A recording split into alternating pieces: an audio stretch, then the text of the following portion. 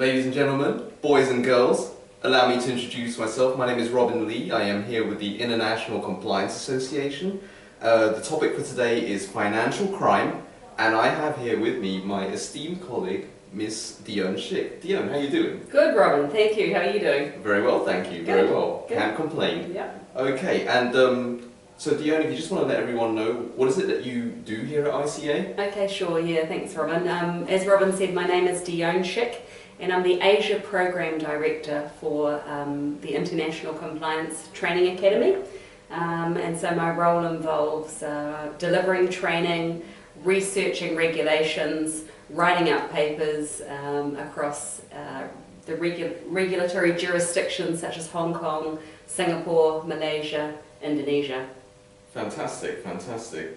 And as I mentioned, today the topic for today is financial crime. I understand it's a huge topic. Dione here has even brought along a bunch of cheat sheets, so yeah, that's how intense this is going to be. Just kidding, it's not going to be that intense, but anyway, let's kick this off. So for everybody out there, Dione, financial crime has various meanings. Yeah. But if we were to ask you, what exactly is it? Okay, yeah, sure. So financial crime, as Robin has said, doesn't really have any strict definition, and it's a widely used term that's often used interchangeably with things like white-collar crime, corporate crime, commercial crime, and occupational crime. So just to give you an example of what those different areas are, white-collar crime is typically used when people are in positions of trust within organisations abuse that position. Corporate crime is crime that's undertaken by corporations. Occupational crime is by individuals within the course of their occupation that they might undertake crime. And actually the other area is economic crime, so those are things like money laundering and insider trading. Yeah. But as I mentioned, it's a very wide topic, and the terminology financial crime can come from its source in lots of different regulations or laws around the world. Wow.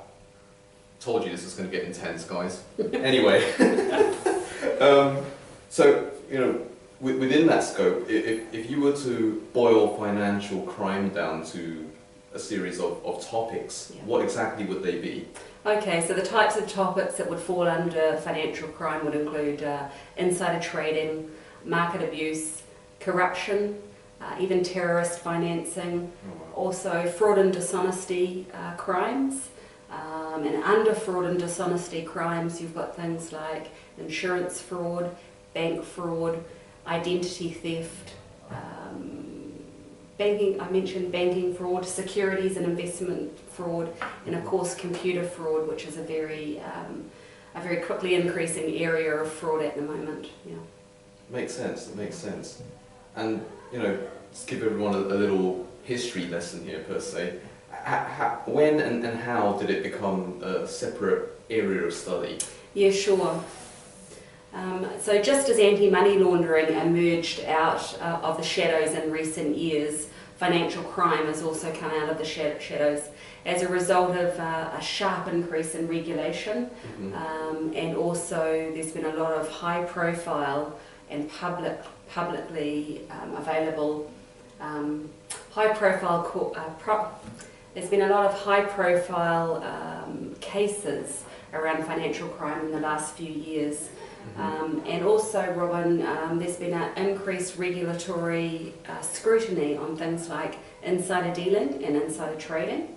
And with the increase of, with the enactment of the UK Bribery Act in 2010, regulators around the world are looking at these areas with a lot more scrutiny, and the public is very interested in making sure that regulators start to prosecute this kind of crime. So on a side note here, when we talk about like the UK Bribery Act, so bribery in particular is starting to branch out, not branch out, but regulators are paying more attention to it, especially in countries like China, for example, Yeah, or sure. Indonesia, right? Yeah, absolutely. Yeah. And also with the passing of the Dodd-Frank Act and the whistleblower provisions within Dodd-Frank, so it's really made the bribery issues come much more to the fore as well. Mm-hmm. Okay. So going back to financial crime itself here, why is it important? Yeah, well, it's important for a number of reasons, but it's often said that financial crime is a victimless crime, but actually nothing could be further from the truth. If you think about two areas of financial crime as an example, if you think about insider trading, for example, where a person illegally takes informational knowledge that's not publicly available, trades on that and makes a profit, well, that means that someone has lost money on that trade. So if you've traded shares, then you've probably been a victim of insider trading yourself, because there'll be people that may be trading on information. The same with tax evasion. So it's not a victimless crime, because we all need to pay taxes to fund the country. If there are people that aren't paying the correct amount of taxes, it means that we need to pay more. So if you've ever traded shares or paid taxes, then it's highly likely that you've been a victim of financial crime as a result of those people that haven't paid the correct share, and you have to pay more tax yourself. Combating financial crime, it's important for a country, because as they're trying to develop or receive investment into the country, the quality of enforcement and rules around financial crime is very important for that economy and that sector to grow within a country. Makes a lot of sense. So, for someone to, as I'm sure everyone is all aware here, ICA offers qualifications in financial crime. It's called we're starting off with an awareness course in financial crime prevention, and then that ranges right through to a diploma level financial crime prevention course that we offer as well. For someone who has these qualifications, Dione, as a course director, what would you say are the career prospects for this individual who's newly minted with one of our with financial crime? Yeah, sure. Well, assuming we're not talking about law enforcement, really the career prospects for financial crime are in three main areas. So the first area is financial crime compliance. So as I mentioned, with the increasing rules, the increasing laws, then people are being hired to make sure that those rules and laws in a country are being complied with. So financial crime is becoming an increasingly specialised area within the compliance function. So there's a lot of room for career development within compliance. The second area is within the investigations area. So as breaches or financial crime is committed on an organisation, then the investigation function comes into play, and we need people that are able to investigate, gather the evidence, prepare the case, and where necessary take it through to court. So that's more an investigation role for financial crime. And the third area is in the risk management area. So there's been, there again, since the global financial crisis, very much a big push for organisations to enhance their risk management frameworks and their risk management assurances. And fraud risk management and financial crime risk are important aspects of the risk management area. So financial crime risk management is also a career area as well, Robin. Yeah. Okay, so to summarise that, we're basically saying compliance, investigations, and risk management. Exactly. Right? Yep. Exactly. Okay. Yeah. Fantastic. And for these individuals who have our qualification newly minted, before they, let me back up here.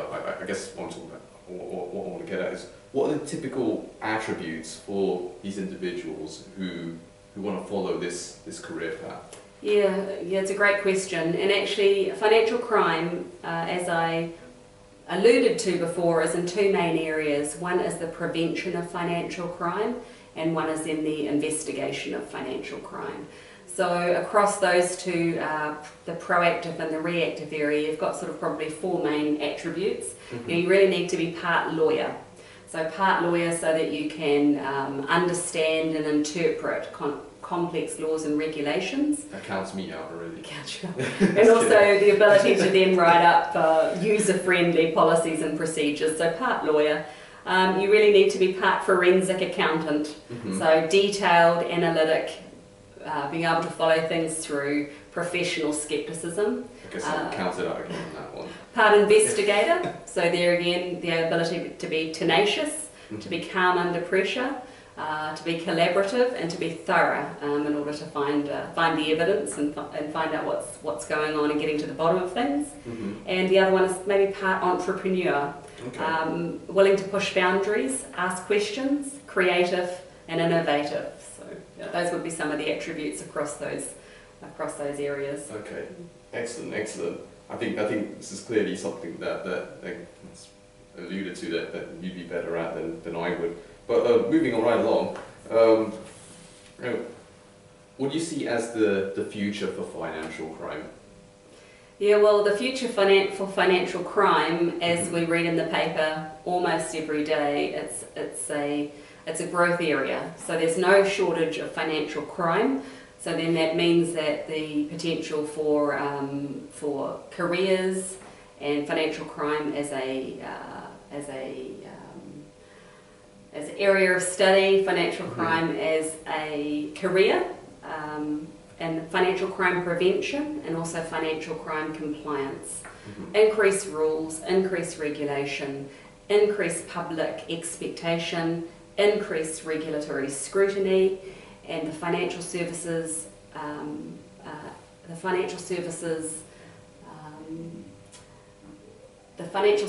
companies have to mitigate the risk around financial crime, so huge growth area. As a mentor of mine once said, there hasn't been an outbreak of honesty, and he's not expecting one anytime soon. There's a lot of work to do and business is booming, so there's a lot of work to be done in the financial crime area, and it's a rewarding and challenging career. Thank you very much, Dione. So for everyone out there who is interested in one of our financial crime qualifications, please feel free to contact us. The details will be available shortly. But in the meantime, Dione, thank you very much for your time. Okay, Robin, thanks. Thank you. Thanks.